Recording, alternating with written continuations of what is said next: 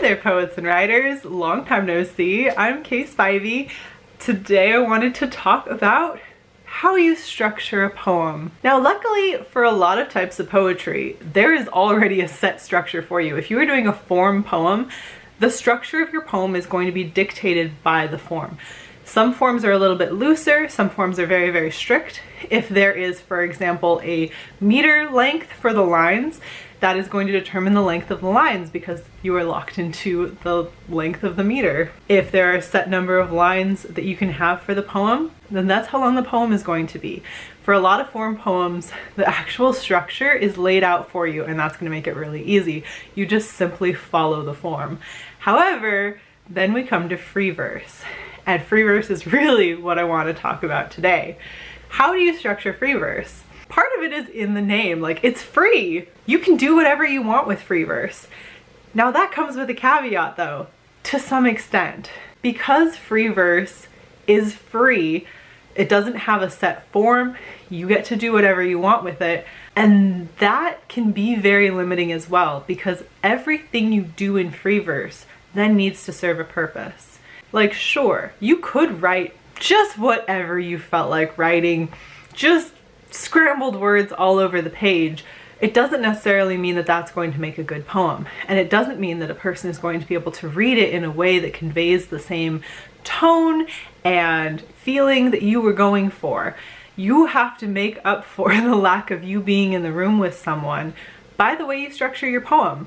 Structure is very, very important to Freeverse, and just ignoring it isn't really going to help you write good poetry. Freeverse is the #1 form of poetry where knowing all of the rules to poetry helps you to break them. Like line breaks and meter and rhythm, you're going to have a better sense of how to break up the poem to best convey the message. One of the things to keep in mind is whether or not you're using punctuation. Punctuation in poetry is easiest to do if you do it in sentence structure. So say, even if you're wrapping lines and the sentence is going over about 5 or 6 lines, using conventional punctuation and capitalization makes a poem very easy to read. It makes it very simple for the reader to follow what you're saying because we're already used to reading it that way. This is especially going to be really helpful if you want to have really long lines. And a really long line in poetry is going to convey a sense of narrative. You can get to the point where it almost reads like prose. And so if you're telling a story within a poem, longer lines are probably going to suit your purpose really well. And the longer the lines are, the more regular punctuation is going to help your reader to follow along with it. Really long lines, like almost to the edge of the page without punctuation, are going to read like a fever dream, like a rambling. It's going to become quite a mouthful. It's going to convey a sense of anxiety at some point. It's going to start to feel really muddled. And so if you want to convey that, you need to do it with intention. If you're going to have very, very long lines and leave out punctuation, just know that it's going to start to read kind of slow and garbled. It's going to start to read a little bit like somebody just rambling on. And that can be done well. Like any of these things just need to be done with intention. Very, very, very short lines might be a lot easier to just skip punctuation. However, the shorter your lines are, the quicker they're to read. So if you have like one word on every line, it is going to read like this to the reader. They're going to pause after each line. When you get to the end of a line, your eyes naturally have to stop and go to the next one. And so whether or not you intend for there to be a break at the end of the line, naturally in someone's head, and especially when they're speaking aloud, they're going to pause even just slightly there. Adding extra punctuation to the end or a break between the stanzas will then tell them to put in a long pause, but naturally your mind lingers on the last word in a line while it's going down, while your eye is traveling to the next line. So naturally where you break the lines is very, very important. And if you're doing it in really, really short little bursts, it is going to be very, very staccato. So do that also with intention. There is a reason that Shakespeare is an iambic pentameter. It's a length and a cadence that people naturally speak in most of the time. And so a lot of people will feel very comfortable reading stanzas that are around the same length as a sonnet would be. So anything that's going to be longer or shorter than that is going to convey either a sense of speed and staccato or legato. I don't know why we're using music phrases right now, but music and poetry are very correlated. So long legato phrases or long rambling phrases. Keep in mind, especially if you were to do a sentence that then wraps to another line, it's going to feel very heavy. It's going to create a sense of narrative as you do that. And the very, very short lines at some point could become children's rhymey, could become sing-songy, could become annoying to read even. When you have very, very similar line lengths, it's going to get across the tone that you're going for more easily to the reader, especially if the structure is very balanced, it's, you know, nice straight columns, or it has kind of a natural wave to it, or something where it seems very balanced and all the line lengths are very similar.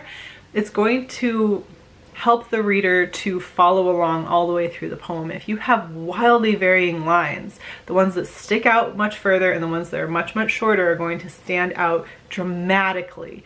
And so if you don't want your impact points to be on one of those two places, you need to restructure the poem. Those two places where the poem is much, much shorter than the rest of the poem, where the line lengths are much, much shorter or much, much longer than the rest of the poem, are going to stand out. In one of my other videos, I think maybe in several of my other poetry videos, I talked about creating a roadmap. When you do something within a poem, you're teaching the reader how you want the poem to be read. If you're choosing to use no periods whatsoever, you're teaching them that the pauses are going to be on the ends of the lines rather than in a period, or at the stanza breaks rather than at a period or a comma.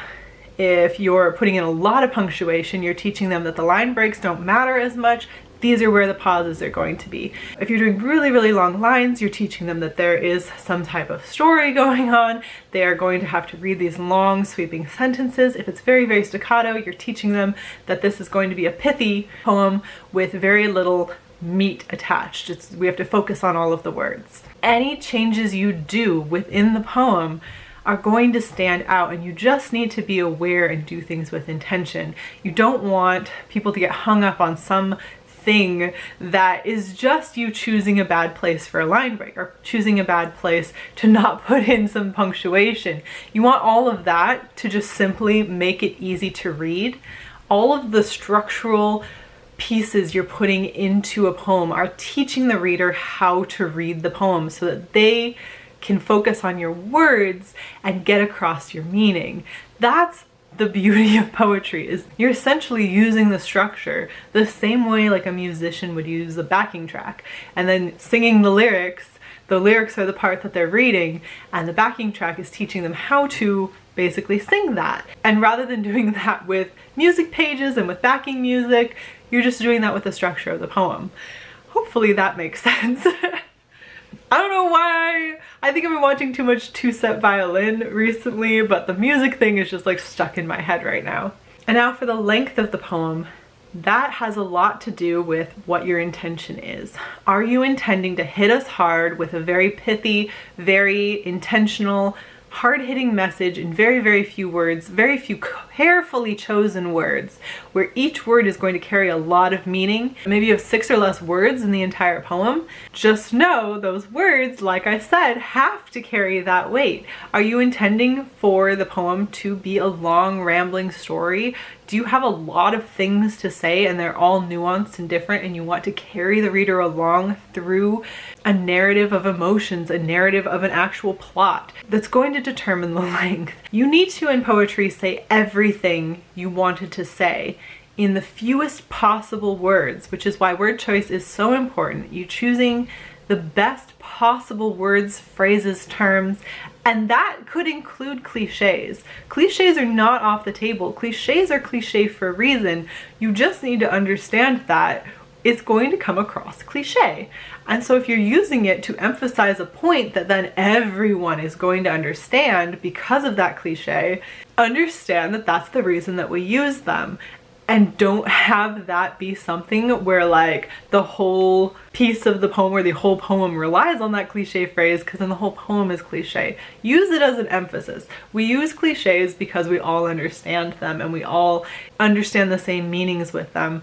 Use them sparingly. And if there is a better way to phrase something, a more nuanced way to phrase something, use that. I think I got derailed there. But once you have said all of what you want to say, you want to wrap up the poem. You don't want a poem to go on longer than is necessary. You don't want it to have a lot of extra like fat chunks where maybe the lines sound cool but they don't actually lend to the rest of the poem. You want to cut out as much as possible while still conveying your entire message. And that's going to have a lot to do with just your sense.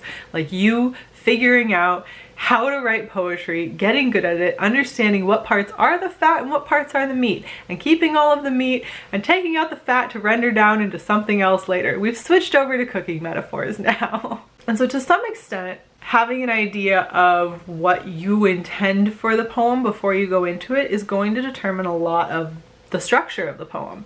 However, you can also go in writing just train of thought, because editing is very important, and you can go back and edit a train of thought poem. You could edit down 10 pages into a paragraph.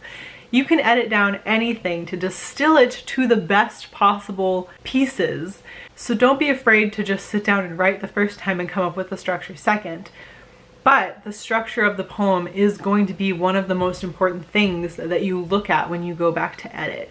Figuring out what the structure is going to be, how you're using the structure to convey your message is vital to free verse poetry. And without it, it can be very difficult for a reader to pick up your poem and to enjoy it and to understand what you were trying to get across. They can get hung up on just stupid things, and that's definitely not what you want. You want your words to be the thing people focus on, not how weird your line breaks are. Which is one of the things that bother me about things like shaped poems.